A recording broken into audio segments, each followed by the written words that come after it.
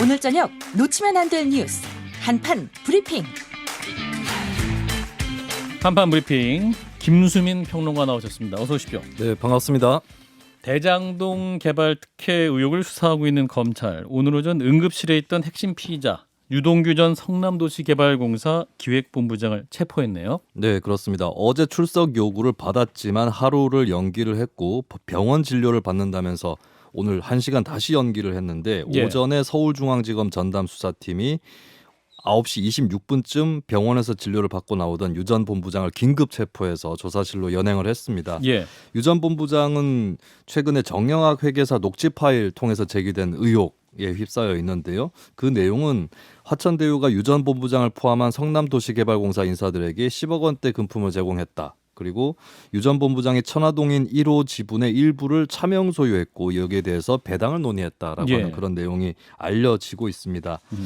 그런 한편으로 경기 남부 경찰청 전담 수사팀 수사도 속도를 내고 있는데요. 자금 흐름을 수사 중인데 화천대유의 이성문 부회장, 최대 주주 김만배 씨, 그리고 천화동인 1호 사내 이사인 이한성 씨에 대해서 출국 금지 조치를 내렸습니다. 그런 한편으로 이한성 씨, 이화영 전 경기부지사 보좌관이었죠. 이한성 씨에 대해서 새로운 보도가 나왔는데 이화영 전 경기부지사 같은 경우는 이한성 씨와 인연에 대해서 15년 전 의원 보좌관으로 잠깐 일했을 뿐이다라고 얘기를 했거든요. 예. 근데 오늘 나온 보도로는 2017년 12월까지 동로 컨설팅이라는 업체에서 함께 사내이사직을 유지했다. 라는 보도가 나왔습니다. 근데 여기에 대해서 이화영 전 부지사 입장은 이 회사는 페이퍼 컴퍼니다. 그리고 인연이 끊어진 지 오래됐다라는 취지의 해명을 내놨습니다. 그렇군요.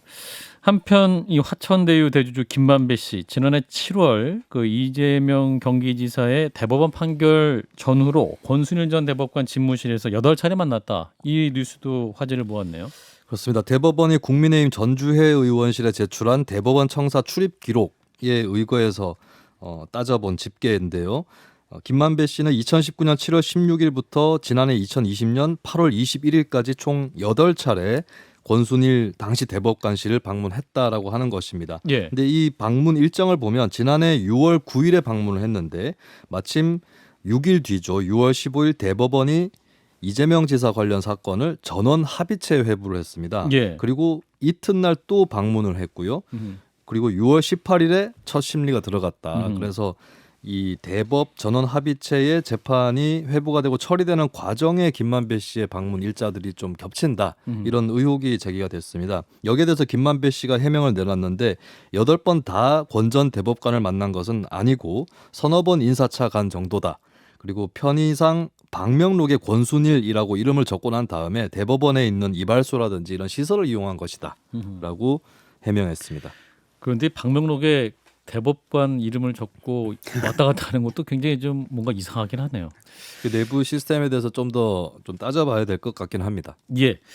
자, 일단 유동규 전 본부장에 대한 검찰의 체포가 이루어졌습니다. 점차 이제 검찰의 수사 진행되고 있는데 어떻게 보고 계시는지 진 작가님부터. 일단 뭐 유동규, 정진상 그리고 김만배 뭐 이런 사람들이 모여가지고 대장동 개발을 하기 전에 뭐 도원 결의를 했다 이런 이제 제보가 들어와 있다고 하는데 상당히 신빙성 있어 보이고요. 그런데 이제 이재명 지사 측에서는 그분이 유동규 씨가 측근이 아니다 이렇게 얘기를 하거든요. 근데 그 자체가 좀 수상한 게 왜냐하면 그 전에 보도로서 유동규 씨와 뭐 이재명은 한 몸이다 이런 보도가 있었고 유동규는 뭐 이재명의 조자룡이다 이런 보도들이 있었거든요. 누구나 다 측근이라고 알고 있는데 그걸 부정한다라는 게 좀 그렇고요. 그래서 그 말 자체는 믿을 수가 없는데 뭔가 좀 그렇다면 뭔가 좀 이 사업에 뭔가 구린데가 있다는 것 자체를 몰랐을까 이재명 지사가 그건 좀 아닌 것 같거든요. 다만 이제 뭐 대권을 꿈꾸는 사람이 이렇게 허술하게 돈을 받았을 것 같지는 않고 다만 이제 현금이 오갔을까 이 과정에서 이런 것들이 문제가 될 텐데 최근에 그 이재명 지사가 공직자 재산 신고를 했는데 그 현금을 3억 5천인가를 신고를 했거든요. 예. 근데 이것이 이제 김경률 회계사는 이게 이제 쿠션용이다라고 의심을 하고 있는데 이 현금에 출처하고 그다음에 용도 같은 것들을 해명하면은 사실 어떻게 되면 깨끗하게 끝날 수도 있는 문제고 또 하나는 용역의 형태로 그 대가를 받을 수도 있지 않습니까? 예를 들어 가지고 무료 변론한 거라든지 그동안에 또 이번에 나온 것처럼 뭐 재판 거래 의혹 이런 것들이 있으니까 다만 이제 이런 것들도 뭐 검찰에서 그 혐의를 밝혀내기는 설사 있다 하더라도 혐의를 명확히 잡아내기는 굉장히 힘들지 않을까 이렇게 생각합니다. 예, 진 작가님은 이재명 지사 연결 고리에 관한 의혹을 좀 제기하신 것이고, 자 김성희 소장님. 예, 뭐 김경률 회계사님 말씀은 제가 지금 처음 우리 진 작가님한테 들은 거라 원문을 몰라서 그렇긴 한데 조금은 설명은 드려야 되겠는데요. 3억 5천만 원이 현금으로 있었는데 이걸 쿠션이다 이러면 사실은 공직자의 재산 등록을 어떻게 하는지 전혀 절차를 모르는 분이 밖에서 그냥 몇 가지 숫자 보고 본인 SNS에 이렇게 글을 적고 이런 것들이 확대 재생산되는 건 굉장히 위험한 게 저도 4급 공무원에 지나지 않습니다만 이 재산 등록을 다 하거든요. 500만 원만 종목별로 늘어도 왜 늘었는지 왜 줄었는지를 다 표시를 해야 됩니다. 예. 월급을 모은 건지 아니면 뭐 차입이 있었는지 이걸 다 표시를 해야 되는데 3억 5천이 재산 목록에만 보였겠죠. 이러면 쿠션이 아니냐 이렇게 허술하게 얘기를 하고 이 얘기들을 사람들이 퍼져 나가게 하는 것은 글쎄요. 김경일 씨가 뭐 공인이라고 할 수는 없지만 그래도 언론이 많이 인용을 하시는 분이니까 좀 조심해서 말씀하시면 좋지 않을까라고 먼저 좀 말씀을 드려야 되겠고요. 그다음에 김만배 씨 이 대법원 출입하는 거 이런 거는 마찬가지입니다. 국회 찾아올 때 의원실 방문할 때도 1층에서 그 하면 전부 다 의원실을 확인 전화를 하거든요. 예. 그래서 약속이 있는 경우에만 들어갈 수가 있어요. 그냥 거기다 이름 적고 들어갈 수가 없는데 대법원이라고 해서 그런 게 허술하게 되어 있지 않을 텐데 예. 이 얘기는 둘 중에 하나인 거죠. 권순일 대법원 뭐 직접 전화를 받지는 않을 테니까 거기 사무실에 있는 분이 하도 드나드는 분이니까 그냥 전화번호 내 들어오게 해주세요라고 했던가. 법조팀장이었으니까. 예, 법조팀장이었으니까 아니면 그러니까 기자들이 취재할 일도 없이 쓸데없이 드나드는 것을 자유롭게 했다는 자체가 이 언론과 법조계의 어떤 이 끈끈한 결탁, 가족주의를 그대로 보여주는 것이라서요. 이것은 끝까지 좀 사실관계를 파헤쳐야 될 거라고 생각을 하고 있습니다. 예, 그리고 이제 검찰이 본격 수사를 한 것을 보면 어떠한 혐의점도 발견되는 것이기 때문에 이제 이재명 지사는 이제 유동규 전 본부장의 비리가 드러나면 정치적 책임을 지겠다라고 했고 또 캠프에서는 그 구체적인 내용이 명백한 유감 표명을 의미한다 이렇게 부연 설명까지 했는데 자 유동규 전 본부장의 체포 또 이재명 지사의 향후 정치 행보 좀 어떻게 연결될 수 있을까요? 진 작가님부터. 글쎄요, 뭐 수사가 좀 진행되어 봐야 알겠지만은 뭐 저는 여기서 검찰이 알아서 할 일이고요. 수사기관에서 알아서 할 일이고 우리가 지금 지적해야 될 부분은 이게 사실은 자기가 단군 이래 최대의 공익환수 사업이라고 했잖아요. 그게 아닌 걸로 드러났잖아요. 거짓말을 한 거고. 그다음에 자신의 최대 치적이라 그러는데 도대체 뭘 했다라는 건가? 근데 지금은 자기는 몰랐다라고 하는 거잖아요. 그럼 자기가 모르는 일이 어떻게 치적이 될 수 있느냐? 이런 부분이 아닙니까? 그래서 자신이 제가 볼 땐 이 사건이 그러니까 자신의 치적을 성급하게 쌓으려는 어떤 정치적인 욕망 이런 데서 빚어진 것 같거든요. 그래서 그 부분에 대한 사과를 명확히 하는 게 일단은 좋고요. 그다음에 정말 이분이 이 사업의 기획 자기가 설계를 했다라고 하는데 그 설계를 했다는 게 어디까지인지 그다음 그 과정 속에서 뭐 금전이든 아니면 용역이든 이런 형태로 대가를 받았는지 이런 부분들은 검찰 수사에 맡겨놓고 좀 조용히 지켜보는 게 맞다고 생각합니다. 김성애 소장. 예, 유동규 씨가 체포가 됐고 뭐 지금 내분이 벌어져서 안에서 서로 제보를 하고 뭐 증거를 들이밀고 있는 형국 아니겠습니까? 뭐 이런 사건들은 절대 이 사실을 감출 수가 없습니다. 요즘같이 투명한 이 자금의 흐름의 시대에 불가능한 일이라고 생각하고요. 전광석화처럼 해야죠. 그리고 조용하게 전광석화처럼 수사를 해서 이 진상을 다 드러내게 하길 바라고요. 유동규 씨가 만약 본인이 이재명 시장이 성남시장으로 근무하던 당시 혹은 경기도지사로 있던 당시에 유동규 씨가 이 조금 전에 나왔던 이 관련된 화천대유에 있는 자들과 함께 공모해서 돈을 받았거나 혹은 뭔가 본인이 예를 들면 공적인 영역으로 이만큼 환수하겠다는 계획을 짜는 것은 이 설계하는 것은 이재명 지사의 몫이었지만 예를 들어서 저 화천대유랑 이 하나은행 컨소시엄이 지분을 어떻게 나눌지까지 논의를 유동규 씨가 예를 들어서 했다. 이렇게 되면 여기에 대해서는 그 지휘관자였던 이재명 지사가 분명한 정치적 책임을 져야 될 거라고 생각하고 그래서 있습니다. 이제 우리가 주목해야 될 게 유동규 씨가 그 천화동인 1호 이걸 갖다 차명으로 소유하고 있느냐라는 거거든요. 차명으로 만약에 소유하고 있다라면 이게 기획 단계부터 그냥 사기극이 벌어졌다라고 판단해야 되는 거죠.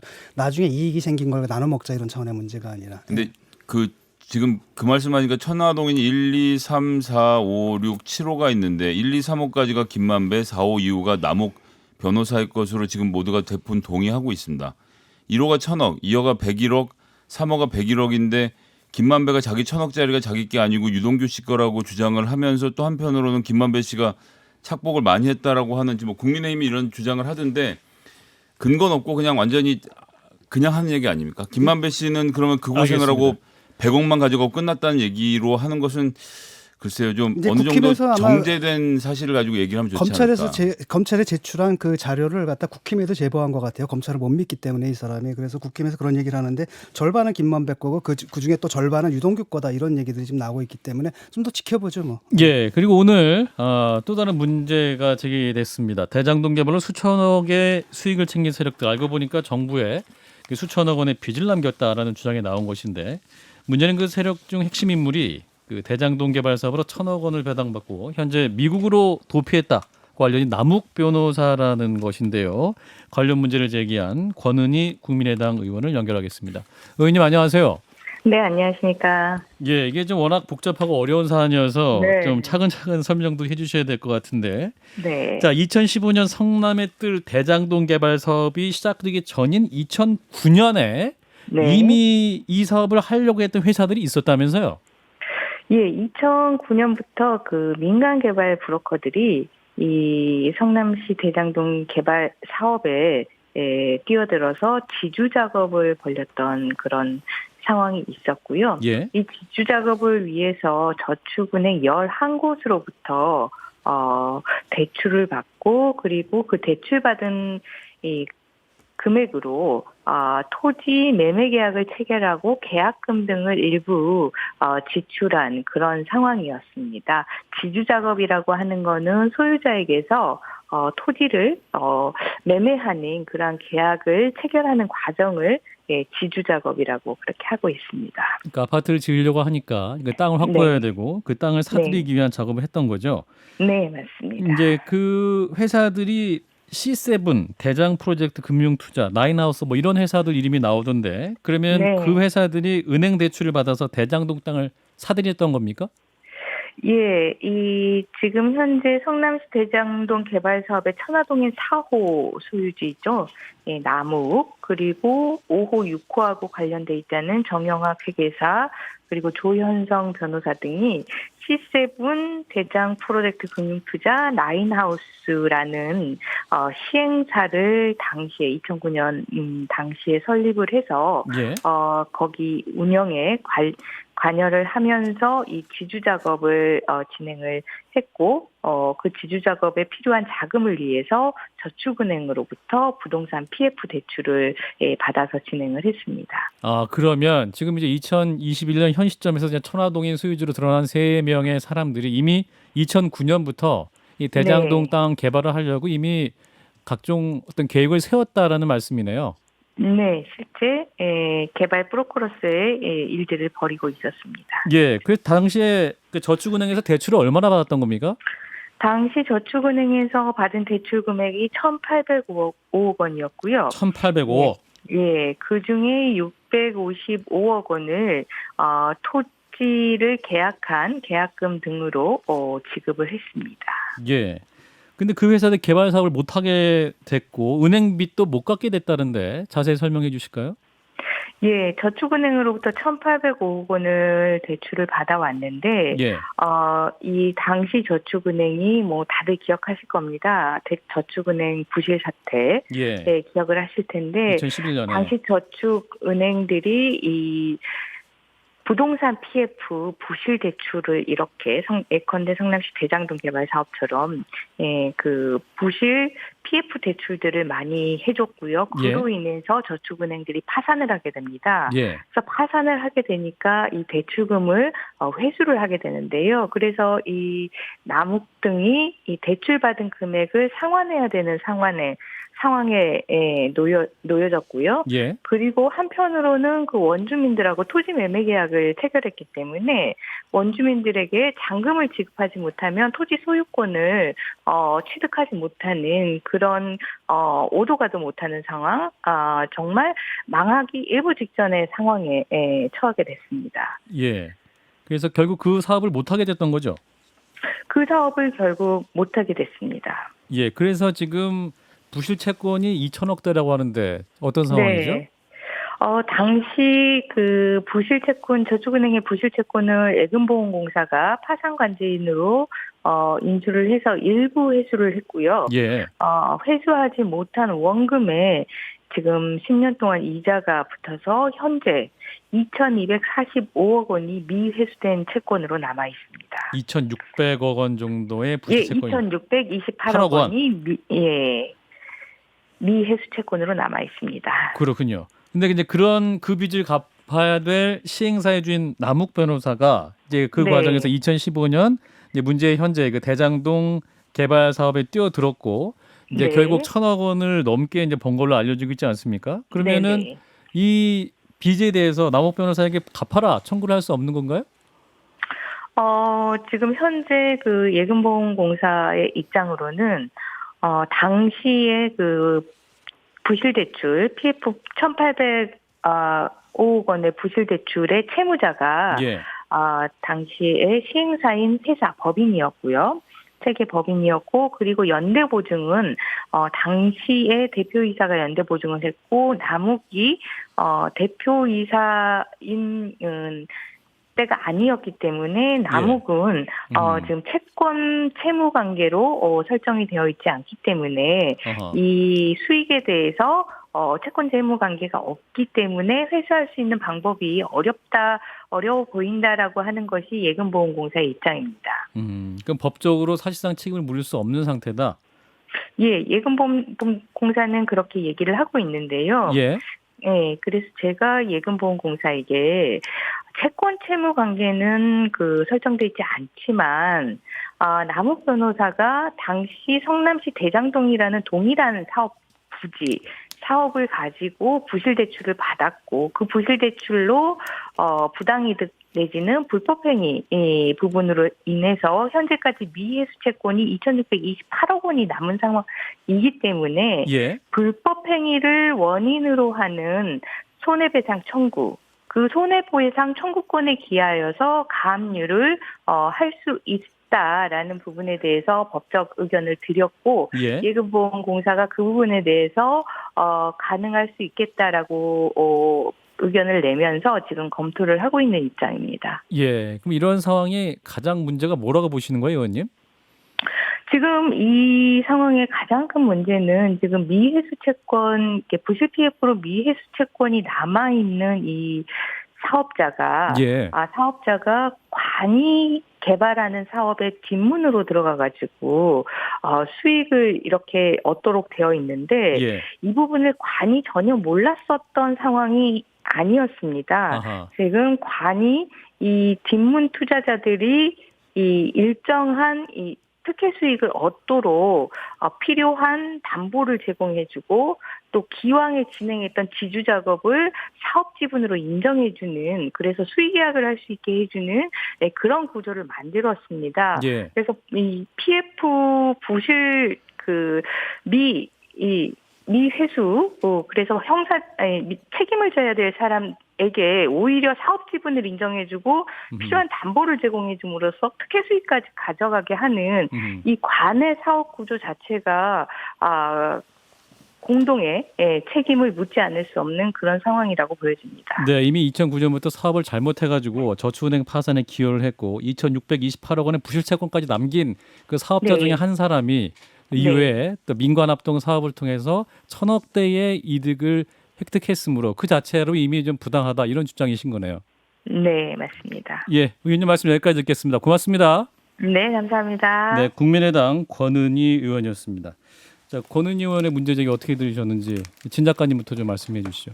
뭐 어처구니가 없죠. 결국은 이제 그 토건족들이 좌초된 그 개발 사업을 할 수 있도록 이재명 지사가 설계를 하고 그다음에 유동규 씨가 그 실무를 맡아가지고 공적 권한을 동원해서 이들 토건족의 해묵은 민원을 해결해 준 꼴이 됐거든요. 그 과정 속에서 그 원주민들과 입주민들에게 돌아갈 돈들 이걸 이제 이재명 씨는 불로소득이라고 부르는데 그걸 갖다 환수를 해가지고 몽땅 다 이들 토건족에게 갖다 안겨준 이런 사건이거든요. 그러니까 어처구니가 없는 거죠. 네, 자, 김성현 소장님. 저는 좀 다른 얘기를 하고 싶은데 일단 기본적으로 권은희 의원님의 주장에 상당히 동의하고요. 그런데 좀 다른 얘기를 하고 싶은 건 이제 파산에 기여했다. 이제 사회자도 이렇게 말씀을 하셨는데 은행이 돈을 빌려주는 것의 책임은 은행에 있습니다. 우리나라만 이상하게 돈을 빌린 개인에게 책임을 자꾸 물리는데 그 사람이 어떤 여건에서 돈을 빌리는 것을 더 잘하는 건 은행이거든요. 그런데 유독 우리나라만 전 세계에서 딱 우리나라만 빌려간 사람을 도덕적으로 파탄자로 몰아가면서 빚진 사람을 죽여야 시원해지는 구조로 가는 것 자체는 저는 옳지 않다고 생각합니다. 은행이 자기가 빌려줘서 망한 거면 은행 책임이지 빌려간 사람의 대출을 책임으로 당시 잘못한 것이다. 그럼요.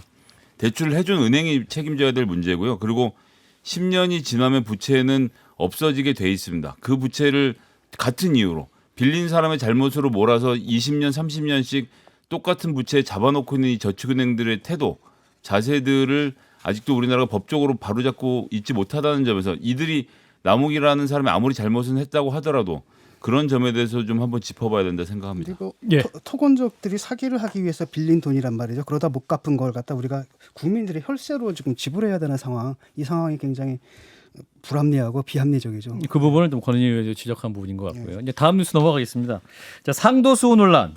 그 아들의 퇴직금 50억 문제로 탈당한 곽상도 의원의 그 의원직 제명 문제를 놓고 국민의힘이 또 내분입니다. 이준석 대표와 조수진 최고위원 충돌했네요.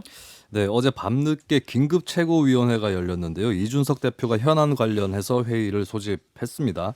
그런데 곽 의원 제명안이 안건이다라고 알려지면서 조수진 최고위원이 기자들에게 이미 탈당한 의원의 제명을 추진하겠다는 것이 타당한가? 이런 문자를 보냈거든요. 예. 이에 대해서 회의장을 나온 이준석 대표는 대장동 TF 관련 논의 사항이 있어서 긴급 회의를 했는데 모 최고위원께서 오해한 것 같다. 이렇게 해명을 했습니다. 하지만 여기서 불씨가 꺼지지 않았습니다. 조수진 최고위원이 이 대표에게 문자 메시지를 보내서 다시 비판한 것으로 알려졌고요. 예.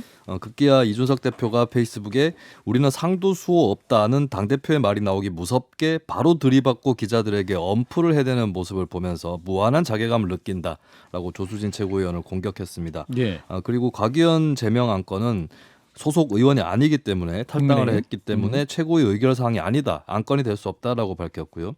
그리고 전두환 신군부라는 그런 비판을 조 최고위원에게 이 대표가 들었나 봅니다. 그래서 그런 소리 들어가면서 굳이 당무를 할 필요가 없을 것 같다라고 불만을 토로했습니다.